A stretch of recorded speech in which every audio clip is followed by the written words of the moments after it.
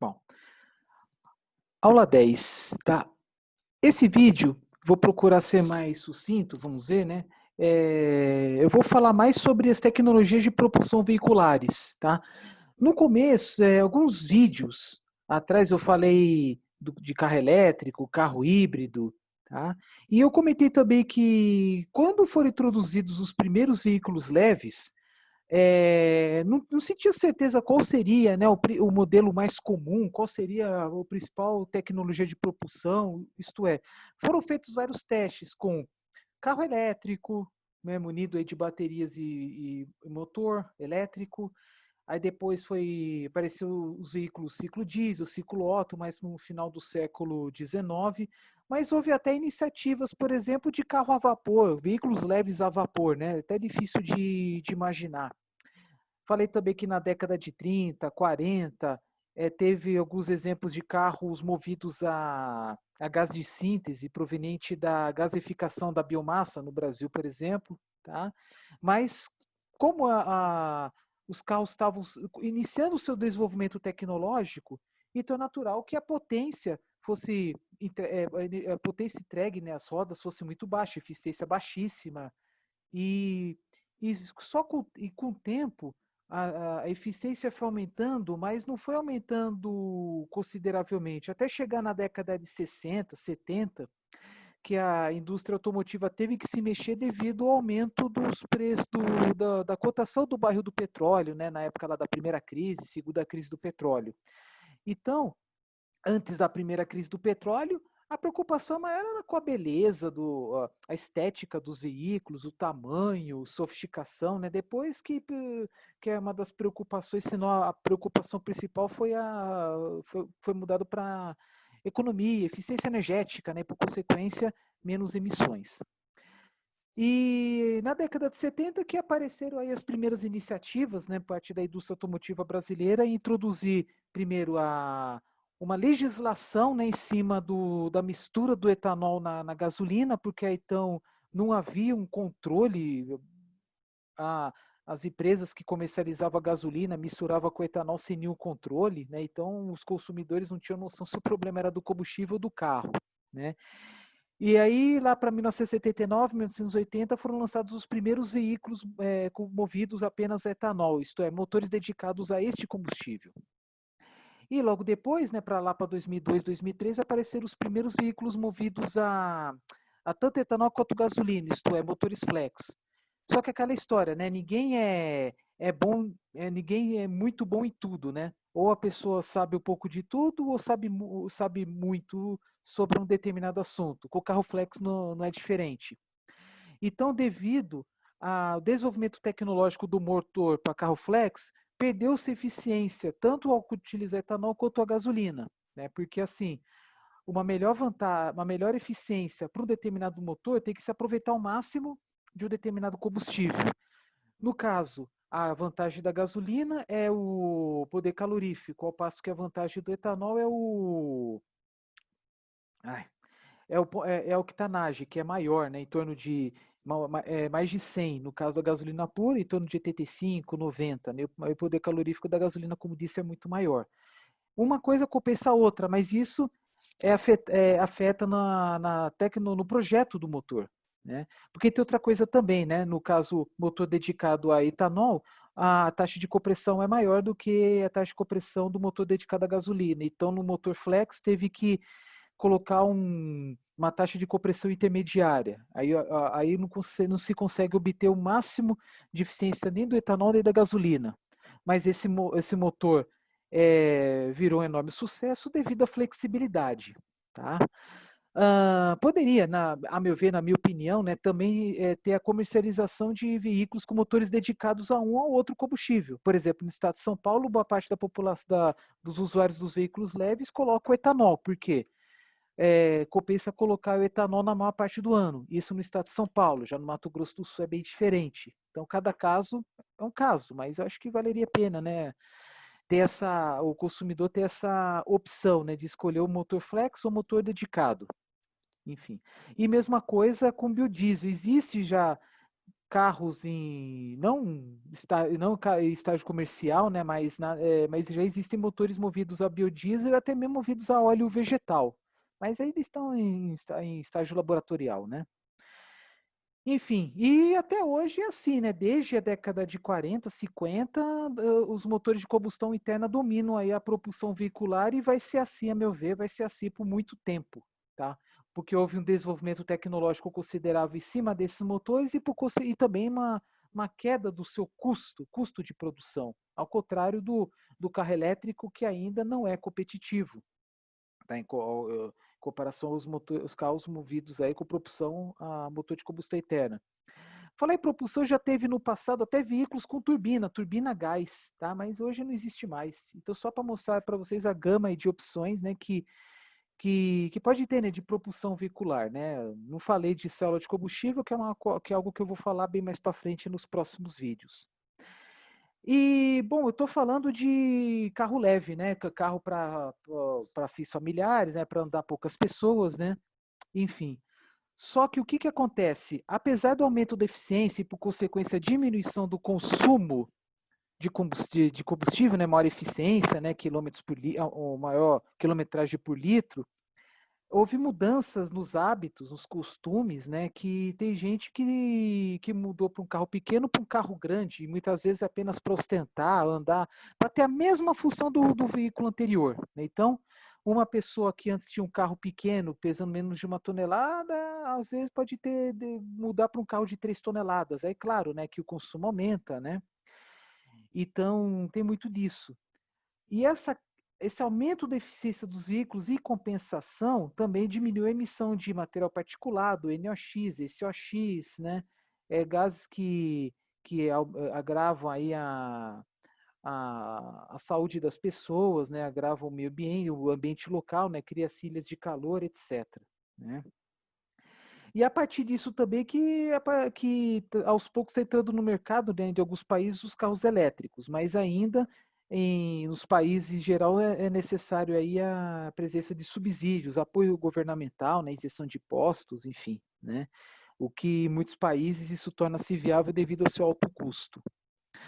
Bom, existe também algumas pesquisas em cima dos combustíveis, porque antigamente foram as tecnologias de propulsão, em especial os motores de combustão interna, eles foram adaptados de acordo com os combustíveis já existentes. Então, o motor que foi desenvolvido lá para a década de 30, por exemplo, ele foi desenvolvido devido à presença já da gasolina. Como motor a diesel, foi aperfeiçoado devido à presença do óleo diesel.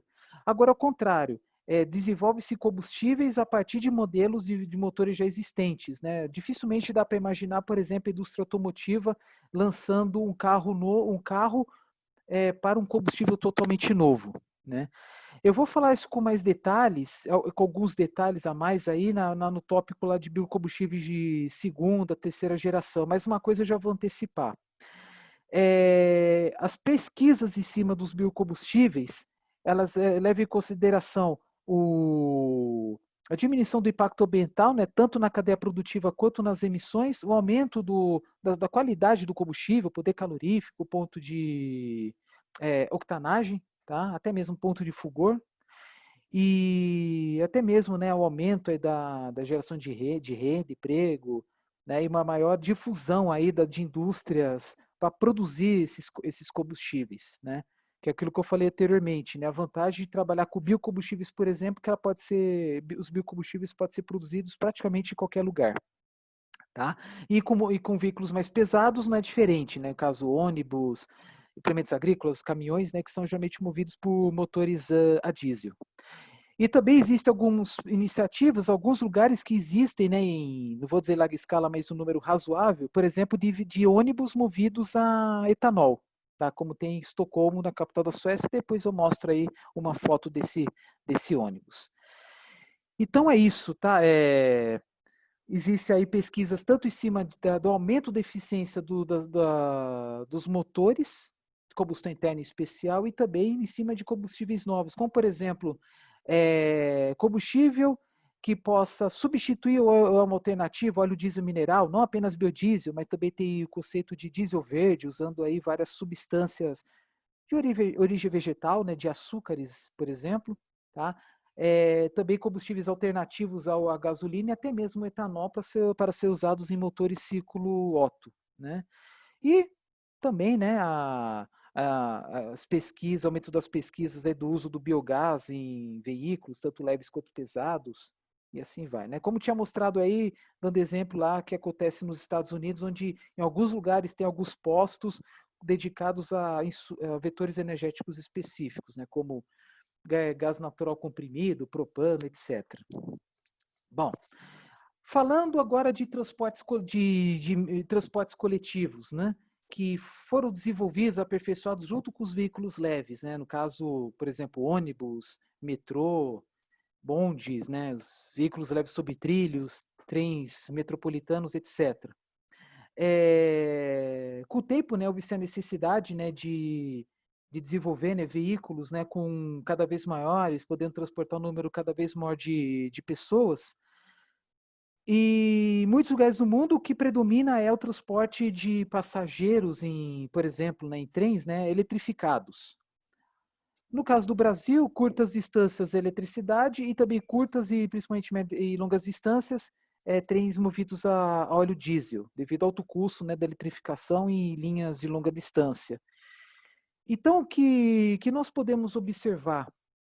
Com o aumento da população das cidades, houve uma necessidade de cada vez maior de investimento em cima desse transporte de massa. Mas aí a grande questão, qual?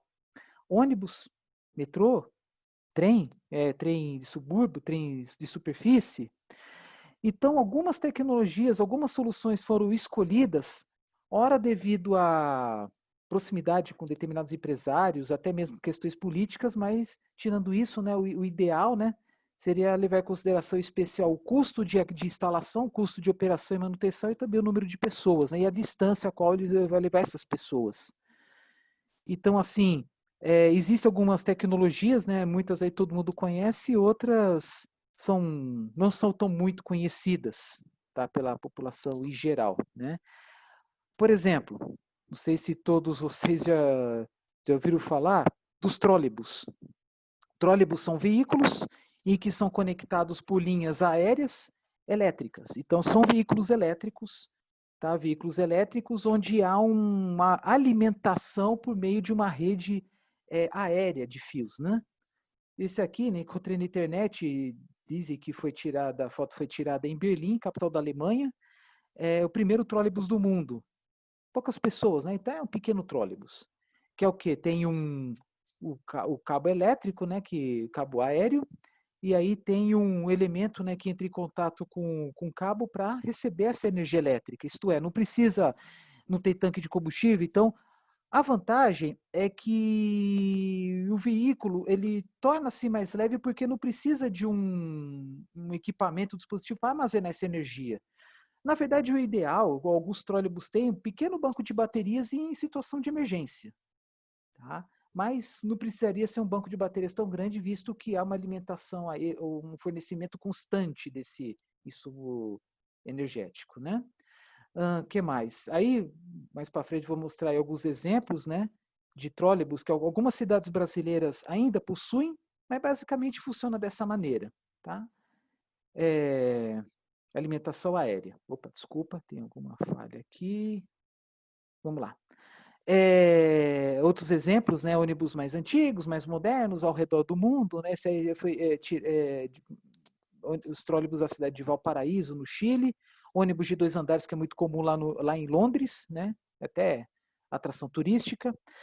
Aí, no caso, não é trólebus, né, aí é um veículo leve sob trilhos, tá, mas também com alimentação aérea. O interessante é que tem, por exemplo, no Rio de Janeiro, existe um veículo leve sob trilhos cuja alimentação é um trilho eletrificado no solo. Tá? Aí é questão mais de estética também, né? Outro exemplo aí de veículo leve sobre trilhos, que nos dias de hoje, né, os veículos leves mais modernos, eles têm uma capacidade muito maior do que dos ônibus. O custo de instalação é alto, mas o custo de operação é baixo, porque a eletricidade, ela, assim, o gasto, né, por quilômetro torna-se mais baixo. Né? Mas tem lugares que, em vez de ter dado prioridade a veículos com trilhos, né? Pequenos trens, bondes, né? Que é o nome mais antigo, ou o nome mais moderno, veículos leves sobre trilhos. E muitas cidades brasileiras dão sua prioridade a vias independentes com presença de grandes ônibus, como vocês estão vendo aqui, uma foto de um biarticulado. Esse aqui é um dos maiores do mundo. Está existente aí na cidade de Curitiba. Tá? Só para dar um exemplo, só de curiosidade, né? Pelo que eu vi aqui na reportagem, esse ônibus aqui é movido a biodiesel puro, 100% de biodiesel. Tá? Então há aí não apenas, né, pesquisas para aumentar a eficiência dos veículos, até aumentar de tamanho, né? Na cidade de São Paulo também tem alguns dos maiores ônibus do mundo, junto com a cidade de Curitiba. Mas junto com isso, com o tamanho, né? Quanto maior o tamanho, maior o volume de pessoas que pode ser transportado, mas também há pesquisas em cima do uso de combustíveis alternativos e, em especial, biocombustíveis.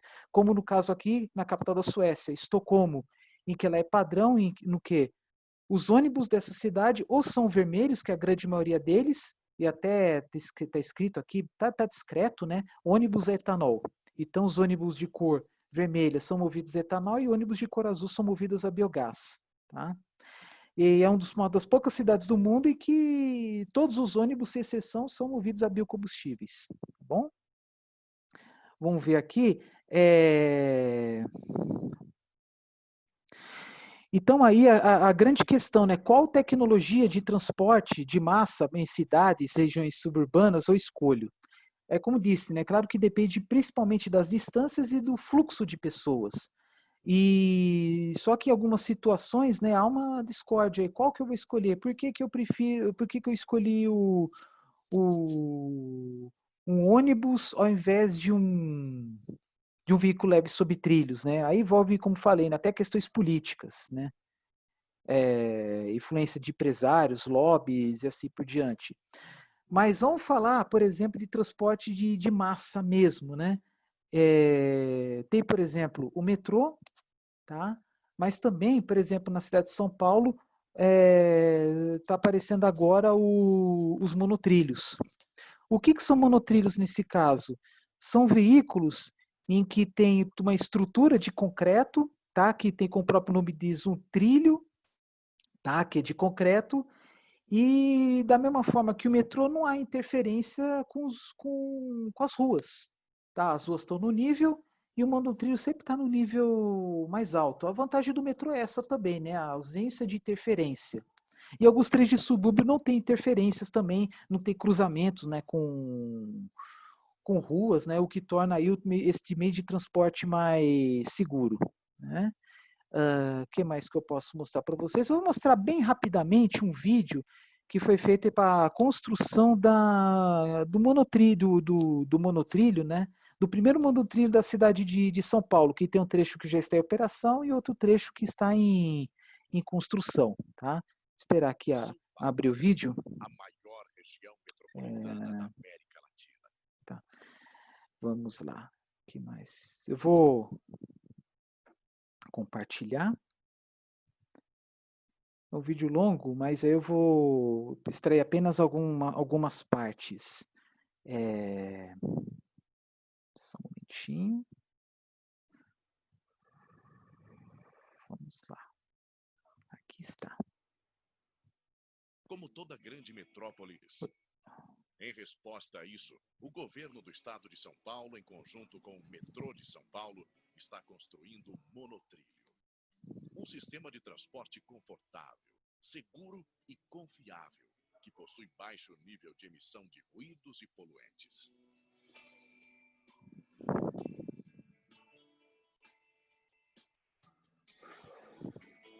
Com velocidade de até 80 km por hora, os trens serão compostos por 7 vagões, com capacidade para 1.000 passageiros por composição.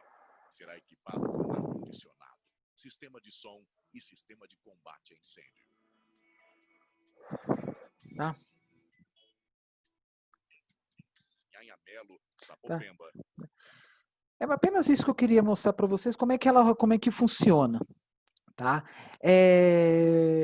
Uma coisa que se deve preocupar, naquela hora eu estava falando, né, de pessoas andando com carros pesados, né? O que que acontece? Uma pessoa pesando 60 quilos, vamos supor, andando num carro de 3 toneladas. Aí gasta, né, com combustível, queima-se combustível para transportar não aquela pessoa, mas sim o carro inteiro, né, as 3 toneladas e mais o peso de alguma carga ou de pessoas. Isso aí parece, dependendo da situação, né, não quero criticar, né, dependendo da situação, isso aí parece um contrassenso. Tá? Pensando nisso, na década de 70, foi criada aí, foi no Brasil mesmo, uma tecnologia de um veículo chamado aeromóvel. Até esqueci, podia ter feito essa busca antes de começar esse vídeo, mas se procurando aqui na internet encontra. O que, que seria o aeromóvel? Aeromóvel é uma tecnologia de transporte de pessoas, né, mas não é de massa que nem o do metrô, também não é de massa que nem o do monotrilho, mas a vantagem desse aeromóvel é que o veículo ele é leve, porque só tem a carcaça, aí tem, obviamente, as pessoas, né, mas a propulsão é externa. A vantagem da propulsão externa é que não se consome energia para transportar o propulsor ou o insumo energético.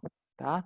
Então, a grande vantagem é essa, gasta-se energia para alimentar os ventiladores e o fluxo de ar move o veículo. Tá? Então, a grande vantagem é essa. Atualmente está instalada uma linha entre uma estação que fica no metrô de Porto Alegre até o aeroporto dessa cidade, aí, uma distância de 1 quilômetro aproximadamente. Né? Então, é um veículo que possui uma velocidade não muito alta, mas em compensação possui curvas fechadas, ele é bem flexível. Tá? Eu vou mostrar aqui para vocês, vou compartilhar com vocês, mas se colocando aeromóvel aí na internet, vocês encontram aí com enorme facilidade vídeos mostrando o princípio de funcionamento. A meu ver, né, é um tipo de veículo que poderia ser instalado em qualquer lugar, né? Também, da mesma forma que o metrô e o monotrilho, o aeromóvel não tem interferência com a rua, né, com alguma avenida, estrada, também porque ele é a semelhança com o monotrilho, que também é um trilho só, ou também pode ser como se fosse o trem, né, com trilhos, né, os 2 trilhos, enfim. Tá? Isto é, vantagem que não tem nenhuma interferência. Outro exemplo, tá, de aeromóvel, então aqui vocês estão vendo, né, ele é sustentado por trilhos, mas não tem eletricidade, então a propulsão se dá por um fluxo de ar que passa numa tubulação embaixo do piso onde estão os trilhos. E no meio do veículo tem uma aleta. Então, a corrente de ar bate na aleta que empurra o veículo. É como se fosse uma pipa dentro dessa tubulação de ar. Tá? Então, o que mais? Aqui outro exemplo, estou vendo que são curvas fechadas, então a questão da curva fechada, a velocidade tem que ser mais baixa. Então, foi mais desenvolvida para transportes a curtas distâncias, em situação que se colocasse ônibus, aí talvez seria mais caro, mais demorado, por exemplo, aqui, né, nessa região aqui tem aeroporto, o metrô e tem uma estrada. Então, imagino o quanto que o ônibus iria deslocar. Né? Então, colocar uma via para não interferir com nada, nem com o metrô, nem com uma estrada, então colocar uma via aérea aí mais simplificada. Mas como disse, poderia instalar em qualquer lugar, né? Em especial aí em trechos não muito longos, tá? Mas em situações onde o ônibus torna-se até mais caro, mais trabalhoso, né? Bom, no caso aqui, né, no caso do aeroporto de Porto Alegre, é uma via singela, isto é, não tem pista dupla, tá? É pista simples, ou vai ou volta, tá? Então, esse exemplo do aeromóvel é uma tecnologia nacional, tá? Vou parar de compartilhar, desculpa, vou parar de compartilhar aqui. Que mais? Existem outras iniciativas também, vou mostrar aqui um vídeo que fala sobre a primeira estrada elétrica do mundo. Foi uma iniciativa lá da Suécia, que foi instalado um trilho eletrificado para fornecer energia elétrica para ônibus. Desculpa, ônibus não, caminhões. Tá? Como assim? A gente está acostumado a ver, né, caminhão movido a diesel, né? Esse aí não, é um ônibus com alimentação externa, que nem trólebus, né? Só que nesse caso o trilho é no piso, que nem algumas redes de metrô aí mundo afora, tá? Compartilhar aqui com vocês o vídeo.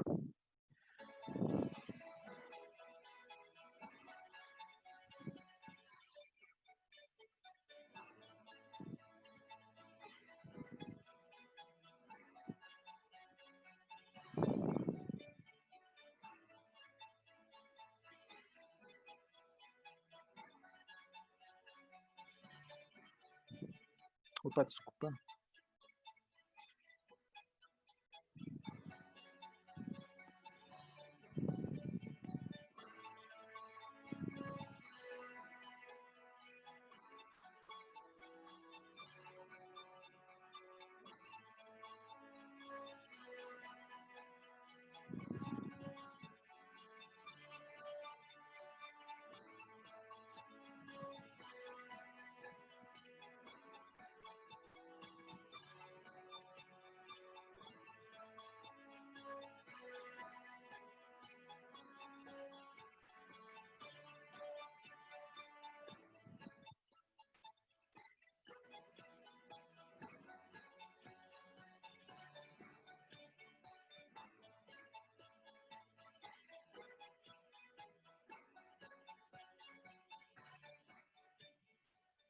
Tá?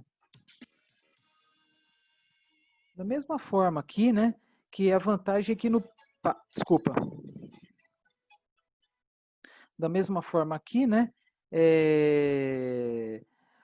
O tamanho do banco de baterias nesse tipo de veículos pode ser bem menor, tá? Não necessita de um banco de baterias maior para maiores autonomias, né? Então usa um banco de baterias menor apenas para situações de emergência.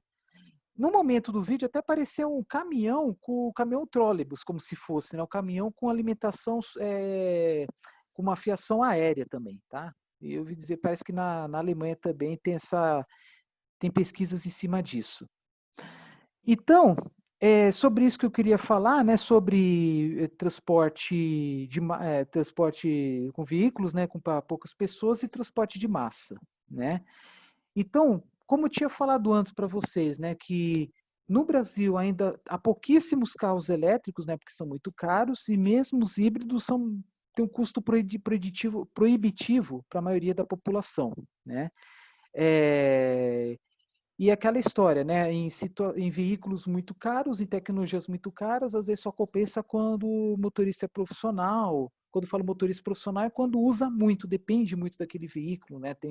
Anda bastante com aquele veículo, então, em compensação, o custo de operação torna-se mais barato, né, em comparação ao carro convencional, né? Então, só para reforçar o que eu já tinha mostrado anteriormente, né? Podemos pensar em carros puramente elétricos, né? Carregados, no meio de um eletroposto, um carro híbrido ou carro híbrido plug-in, que é a soma dos dois, né? Só que uma coisa que eu esqueci de falar anteriormente, né? Junto com o desenvolvimento tecnológico dos veículos e também ter o desenvolvimento tecnológico dos eletropostos, né? Porque se colocar o carro para ligar o carro na tomada de casa, né? Que tem uma tensão aí de 110 ou depende da cidade, 220 volts, o carregamento vai demorar bastante. Então, assim, a pessoa chega em casa, coloca o carro na tomada e só tira quando acorda. Tá? Já os eletropostos na beira da estrada, eles precisam ter sistemas, né, para carregamento mais rápido. Então, existem sistemas para carregar em poucas horas ou até mesmo em alguns minutos. Tá? Só que necessita aí de uma tecnologia bem avançada para aumentar consideravelmente a tensão e há relatos aí que se colocar uma tensão muito alta, a durabilidade da bateria vai lá para baixo. Tá? E também tinha comentado com vocês, né, que o carro híbrido, desculpa, só uma coisa aqui. Faltou compartilhar, né? Estava falando tanto aqui, faltou compartilhar. Aqui, carro elétrico, né, a bateria, carro híbrido, veículo híbrido e híbrido plug-in, né? Já tinha mostrado essa figura antes, né? Como a outra já tinha mostrado também, tá? Como carrega aí um carro elétrico, né? Mas existem também iniciativas da instalação de eletropostos a uma distância assim razoável, né? Muito menor do que a autonomia de um veículo, né? Vou mostrar um vídeo para vocês, dando um exemplo. Quase 800 quilômetros cobertos por uma rede de postos de abastecimento de carros elétricos. É isso mesmo. O Paraná será o primeiro estado do país a ter uma eletrovia. Formada por 8 eletropostos da Copel, a rede vai cortar o estado de leste a oeste, entre as cidades de Paranaguá e Foz do Iguaçu. Nesta terça-feira, o governador Beto Richa e o presidente da Copel, Antônio Getter, inauguraram o primeiro posto, localizado no polo da Copel do Moçunguê, no quilômetro 3 da BR-277. Um fomento importante para impulsionar a demanda de carros elétricos no estado. Esta troca de automóveis convencionais por carros elétricos é uma importante etapa nessa transformação que nós estamos acompanhando do sistema energético, transformação tecnológica. E o Paraná, através da Copel, dá um grande exemplo ao Brasil. Não existem carros elétricos porque não existem eletropostos. E não existem eletropostos porque não tem carros elétricos. Então a Copel vem a quebrar esse ciclo e proporcionar, então, a possibilidade de crescimento desse mercado, que do ponto de vista da Copel é muito importante para reduzir as emissões de carbono na atmosfera. Além do eletroposto de Curitiba, o de Paranaguá, que fica na agência da Copel da cidade, também já está operando. Os outros serão instalados em Irati, Guarapuava, Laranjeiras do Sul, Cascavel, Medianeira e Foz do Iguaçu. Um investimento de 5,5 milhões de reais. Com os eletropostos em posições estratégicas, vai ser possível cortar o estado de carro elétrico sem se preocupar com o combustível. E o melhor, de graça. É que como a eletrovia está sendo viabilizada com recursos de pesquisa e desenvolvimento, não haverá custos para o consumidor no abastecimento dos veículos. A autonomia dos carros elétricos é algo em torno de 150 quilômetros e nós colocamos, então, eletropostos de 100 quilômetros para dar tranquilidade para o motorista de saber que vai ter recarga nos próximos quilômetros e poder chegar de extremo a extremo do estado. Esse é o grande diferencial do projeto. Existem pontos de recarga de carga lenta, que chega de 6 a 10 horas, carga semi-rápida, que para nós seria 1 hora, e até as cargas rápidas, que acontecem de 20 minutos a 30 minutos. Então esse é o nosso projeto, está pautado com cargas rápidas. Você não pode conceber deslocamentos em rodovias, em espaços que têm essa característica, pensando que a recarga vai acontecer em horas. A instalação dos 8 eletropostos deve estar concluída até o final deste ano. Eles serão equipados com 3 tipos de conectores, próprios para atender os modelos de carros elétricos ou híbridos disponíveis no Brasil. Uma realidade que promete ganhar corpo nos próximos anos, a exemplo do que já acontece em países da Europa e da Ásia. Estamos a instalar redes de carregamento, de pontos de carregamento por todo o país. Em Portugal fechará este ano com 1.600 pontos de carregamento no país. E, portanto, é possível viajar em todo o país dentro do limite da autonomia dos veículos elétricos. A ideia é nós trocarmos experiências, trazemos alguma tecnologia, aprendemos também com a vossa tecnologia, de forma a darmos estes passos juntos. Está sendo trabalhada essa questão tributária, tanto de imposto de importação quanto de IPI, e assim como as concessionárias estão prevendo nos seus projetos novos automóveis, que vai deixar o nosso mercado mais competitivo. Nós estamos na faixa de 2.500 só veículos elétricos no Brasil hoje, enquanto o mundo já chegou nos 3 milhões, e aqui no Paraná tem em torno de 200 emplacados. Então nós estamos aí com um grande potencial de crescimento, mas sem dúvida a tendência que vai ser mundial vai chegar aqui, por isso nós temos que estar preparados. Além da inauguração do eletroposto, o prefeito de Curitiba, Rafael Greca, e o presidente Antônio Getter assinaram um protocolo de cooperação técnica. Parei por aqui. Bom, basicamente, falando de carro elétrico, é isso, né? E também há iniciativas com ônibus, né? Então, as questões são semelhantes, né? Então, fala-se principalmente em veículos de uso urbano, ainda devido à autonomia mais baixa em comparação aos veículos movidos a diesel ou a gasolina. Como vocês viram no vídeo aí, né? Há um desafio na questão do custo. Então, em países ou estados, regiões, né, onde uma tecnologia ela é mais difundida, porque teve aí alguns benefícios, como isenção de certos impostos, né? No caso do Brasil, isenções por exemplo, em algum imposto federal, né, algum imposto estadual, aí fala-se muito de IPI, ICMS, por exemplo, tá? Da mesma forma que fala-se muito das placas fotovoltaicas, né, que tem estados onde, como Minas Gerais, que houve aí uma maior difusão devido ao pioneirismo nos incentivos governamentais, né? Por exemplo, isenção de impostos em cima das placas, inversores, strings, etc., né? Bom, só para terminar, né? Aí vou mostrar para vocês aí mais uma ilustração, né? Só para mostrar com mais detalhes, né? Como funciona um carro elétrico, tá? Então aqui, por exemplo, é normal, né, que o banco de baterias fique no assoalho, na parte de baixo do carro, também para garantir, para promover uma certa estabilidade no veículo, tá? Aí tem modelos de veículos, né, que tem apenas um motor, mas pode ter um motor por veículo inteiro ou um motor por eixo, isto é, 2 motores do veículo, até mesmo um por roda, no caso 4 no total, tá? No caso, o carro híbrido, né, também tem a tecnologia, né, da conversão, né, da energia mecânica da frenagem e energia elétrica no mesmo bloco, né, do motor elétrico, né, isto é, o motor vira gerador, né? Então, muitas vezes o carro híbrido torna-se até mais pesado do que um carro convencional, mas em compensação o motor de combustão interna é mais enxuto, né? E entre outros dispositivos aí que podem se tornar menores, tá? Mas mesmo assim, né, um carro mais complexo, né, um avanço tecnológico maior e pouca gente tem o conhecimento, né, para efetuar aí possíveis manutenções, tá? Por isso que o custo de manutenção ainda é mais caro. Bom, vou parar por aqui, né, sobre tecnologias de mobilidade, é basicamente isso, tá? Aí eu vou, mais para frente, eu vou fazendo outros vídeos, né? Eu tenho um outro vídeo próximo que eu vou fazer, vai ser bem curtinho, falando sobre um assunto específico.